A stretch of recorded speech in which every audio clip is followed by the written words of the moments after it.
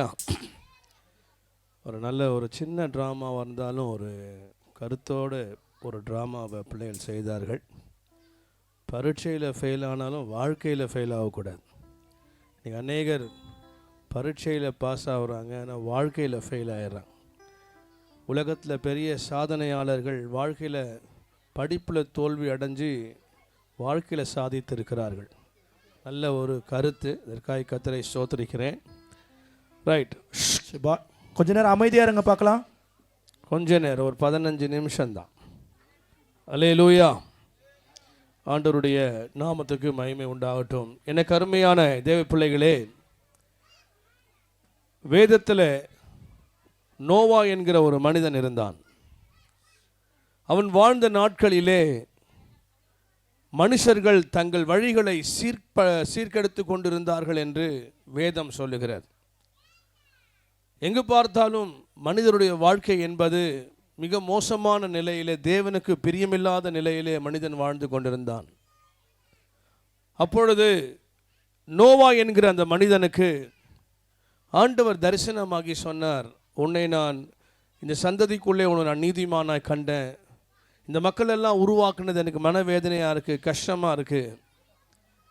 நான் செம்மையானவனாய் மனுஷனை உண்டாக்கினேன், ஆனால் மனுஷனோ தனக்கு அநேக உபாய தந்திரங்களை தெரிந்து கொண்டு அவங்க தங்கள் வழிகளை கெடுத்து கொண்டிருக்கிறார்கள். ஒருவன் குடியிலே தன்னை கெடுத்து கொண்டிருக்கிறான், ஒருவன் கஞ்சா பழக்கத்தில் தன்னை கெடுத்து கொண்டிருக்கிறான், வேசித்தனத்திலும் விபச்சாரத்திலும் போன்ற கெட்ட பழக்கத்தினால் மனுஷர்கள் தங்கள் வழிகளை கெடுத்து கொண்டு எனக்கு மிகவும் விசனத்தை உண்டாக்கி கொண்டிருக்கிறார்கள். ஆகையினால் இந்த உலகத்தை நான் அழிக்கப் போகிறேன், உன்னையும் உன் குடும்பத்தையும் நீ ஆயத்தப்படுத்திக்கொள். ஒரு பெரிய பேழையை செய்ய வேண்டும். பேழை என்று சொன்னால் பெரிய கப்பல். நீயும் உன் குடும்பமும் சில மிருக ஜீவன்களும் அந்த பேழைக்குள் பிரவேசித்து உங்கள் ஜீவனை காத்து கொள்ளுங்கள் என்று சொல்லி ஆண்டவர் சில ஆலோசனைகளை கொடுத்துவிட்டு போய்விட்டார். இந்த நோவா என்று சொல்லக்கூடிய இந்த மனிதன் ஒரு பெரிய கப்பலை உண்டாக்கி கிட்டத்தட்ட வேதத்தின்படி பார்த்தால் 100 வருடங்களாக அந்த கப்பலை செய்து கொண்டிருக்கிறான். ஏனென்று சொன்னால் ஆண்டவர் சொன்னார், நீயும் உன் பிள்ளைகளும் உன் குடும்பமும் அதற்குள்ளே பிரவேசிங்கள், நீங்கள் மாத்திரம்தான் காப்பாற்றப்படுவீங்க, உலகத்தை நான் அழிக்கப் போகிறேன் என்று சொன்னார். என் அன்புக்குரிய தேவ பிள்ளைகளே, 100 வருடங்களாக இந்த நோவா என்கிற மனிதன் கிராமங்களில் சுற்றி திரிந்து உலகம் அழிய போகிறது, மனம் திரும்புங்கள், பரலோக ராஜ்யம் சமீபமாக இருக்கிறது என்று அவர் பிரசங்கி பண்ண ஆரம்பித்தார். எப்படி இந்த கீரப்பாக்கம் ஊழியத்தில் இந்த கிராம மக்களுக்கு ஒரு பேழையை கர்த்தர் உண்டாக்கி, பேழை என்று சொன்னால் சபையை உண்டாக்கி, உலகம் அழிய போது மனம் திரும்புங்கள், பரலோக ராஜ்யம் சமீபமாக இருக்கிறது என்று, இயேசுவே மெய்யான தேவன், அவரே வழியும் சத்தியமும் ஜீவனுமாய் இருக்கிறார், அவரால் அல்லாமல் ரட்சிப்பு இல்லை என்கிற நற்செய்தியை உலகம் முழுசும், இந்த கிராமம் முழுவதும் ஒவ்வொரு ஞாயிற்றுக்கிழமையிலும் தெரு தெருவாய் போய் சுற்றி திரிந்து கொண்டு இயேசு கிறிஸ்துவை பிரசங்கிக்கிறார்கள். காரணம், இயேசு சீக்கிரமாய் வரப்போகிறார். உலகம் ஒரு அழிவை நோக்கி போய் கொண்டிருக்கிறது. எனக்கு அன்புக்குரிய தேவ பிள்ளைகளே, அன்புக்குரிய சகோதரனே, அன்புக்குரிய தாய்மாரே, இந்த சத்தியத்தை தயவு செய்து காது திறந்து கேளுங்கள். உலகம் மிக சீக்கிரமாய் ஒரு பெரிய அழிவை காணப்போகிறது. ஆப்கானிஸ்தான் என்கிற தேசத்தில் ஒரு ராத்திரி பெய்த மழை 300 பேருடைய உயிரை வாங்கினது. நிறைய இடத்துல யுத்தங்கள், கிட்டத்தட்ட 36,000 பேர் ஒரு யுத்தத்தில் இறந்திருக்கிறார்கள். இப்படி உலகத்தில் பல இடங்களிலே பலவிதமான அழிவுகள் பகுதியாய் உலகம் அழிந்து கொண்டிருக்கிறது. என்றைக்கு வாழ்க்கையில் அழிவு வரும் என்று நமக்கு தெரியாது. அன்புக்குரிய சகோதரனே, அந்த அழிவுக்கு தப்புவதற்கு ஆண்டவர் ஒன்றை உண்டாக்க சொன்னார். அது என்னவென்று சொன்னால் பேழை, ஒரு பெரிய கப்பல்.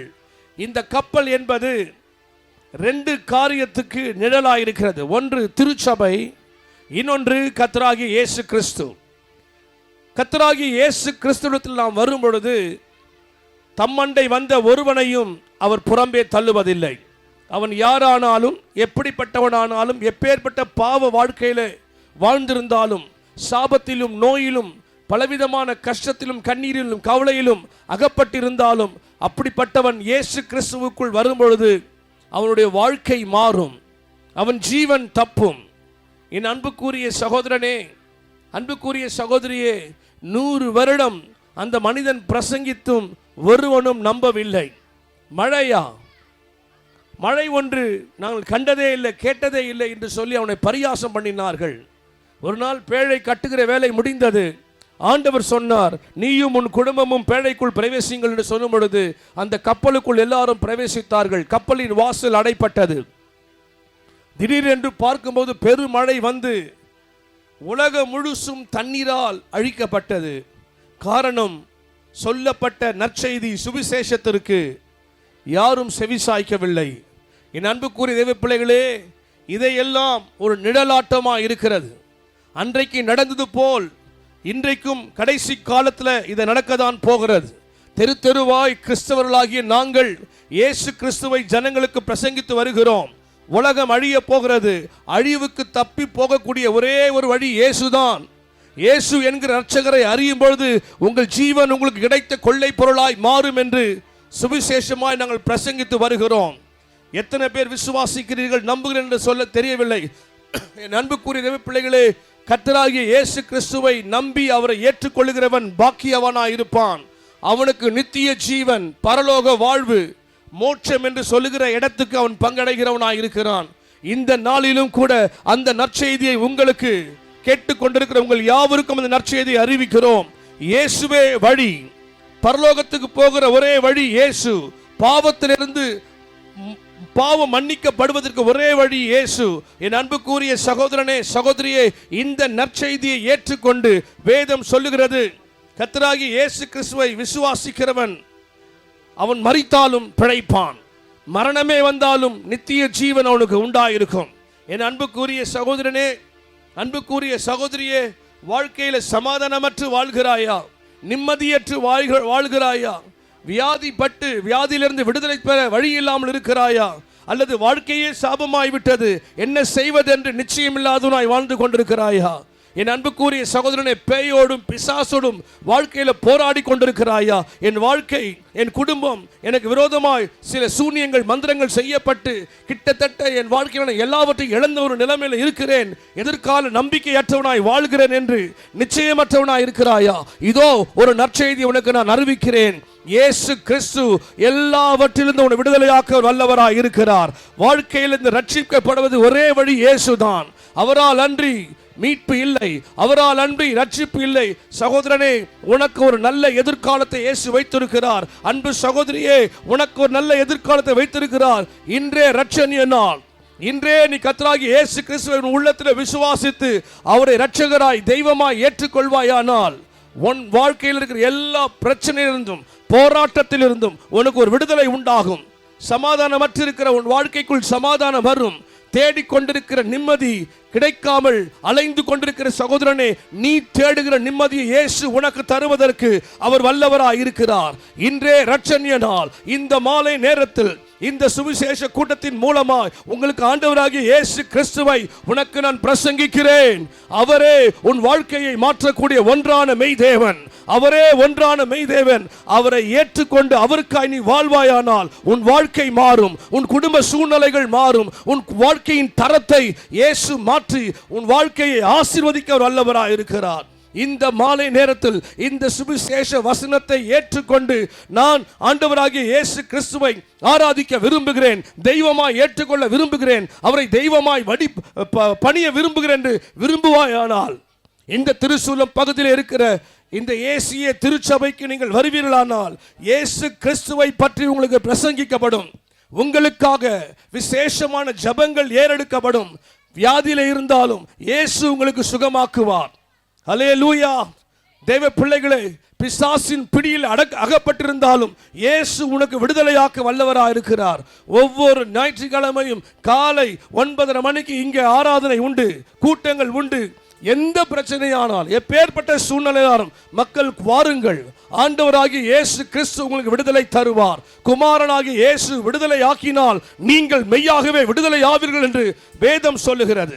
ஆகையால் அவர் நாமத்தின் மீது விசுவாசம் உள்ளவர்களாய் அவரை ஏற்றுக்கொண்டவர்கள் எத்தனை பேரோ அத்தனை பேரும் தேவனுடைய பிள்ளைகள் ஆகும்படி அவர்கள் அதிகாரம் கொடுக்கிறார். அன்பான தேவ பிள்ளையே, அன்பான சகோதரனே, இந்த ஒலிபெருக்கின் மூலமாய் தூரத்தில் உட்கார்ந்து கேட்டுக்கொண்டிருக்கிற சகோதரனே, அல்லது வீட்டுக்குள் உட்கார்ந்து ஏதோ ஒரு சொல்கிறார்களே அது என்ன என்று கூர்ந்து கவனித்துக் கொண்டிருக்கிற சகோதரியே, ஆண்டவராகிய இயேசு கிறிஸ்துவை விசுவாசி. அப்பொழுது நீயும் உன் வீட்டார் அனைவரும் ரட்சிக்கப்படுவீர்கள். அன்போடு இயேசு உங்களை அழைக்கிறார். வருவீர்களானால் நிச்சயம் உனக்கு ஒரு புது வாழ்வை தருவார். அல்லேலூயா, அல்லேலூயா, அல்லேலூயா. Praise the Lord. பாவி என்றுன்னை அவர் தள்ளவே மாட்டார். ஆவலாய் இயேசு அழைக்கிறாரே. பாவி என்றுன்னை அவர் தள்ளவே மாட்டார். ஆவலாய் உன்னை அழைக்கிறாரே. தயங்கிடாதே, தாவி ஓடிவா, தந்தை இயேசுவில் சொந்தம் கொள்ளவா. தந்தை இயேசுவில் சொந்தம் கொள்ளவா. இயேசு கிறிஸ்துவின் அன்பு என்றும் மாறாதது. நம் இயேசு கிறிஸ்துவின் மாறா கிருபை என்றும் குறையாதது. நம் இயேசு கிறிஸ்துவின் மாறா கிருபை என்றும் குறையாதது. இயேசு கிறிஸ்துவின் அன்பு. இந்த உலகத்தில் உண்மையாக நேசிக்கிற ஒரு தெய்வம் உண்டு என்று சொன்னால் இயேசு மாத்திரமே. நமக்காய் உயிரை கொடுத்த ஒரு தெய்வம், ஜீவனை கொடுத்த ஒரு தெய்வம், நம்மை தூக்கி சுமக்கின்ற ஒரு தெய்வம், நம்மை அபிஷேகிக்கின்ற ஒரு தெய்வம் இயேசு ஒருவரே. அவரிடத்தில் மாத்திரமே எங்கெல்லாம் நிம்மதியை தொலைச்சமோ, எங்கெல்லாம் நம்முடைய சந்தோஷத்தெல்லாம் தொலைச்சமோ, அது எல்லாம் தொலைத்த இடத்துல கிடைக்காது. இயேசுவின் சமூகத்தில், இயேசுவின் பாதத்தில் மாத்திரமே கிடைக்கும். காரணம், அவர் மாத்திரமே மெய்யான தேவனும் ஜீவனுள்ள தேவனுமாய் இருக்கிறார். Price the Lord.